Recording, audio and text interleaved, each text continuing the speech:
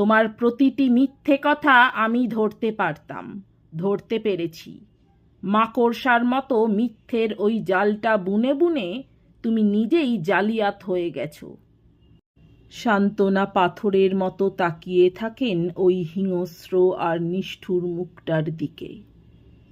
তারপর পাথরের মতো গলাতেই বলেন, ও, সব জেনেছ, সব বুঝেছ, তবু এতটুকু দয়া হয়নি তোমার?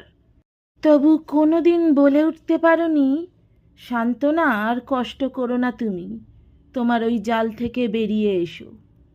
তোমার আমার তো একই জ্বালা, এসো দুজনে একসঙ্গে সেই জ্বালা বহন করি। না, তা তুমি বলনি, শুধু বসে বসে আমার যন্ত্রণা দেখেছ আর না দেখার ভান করেছ।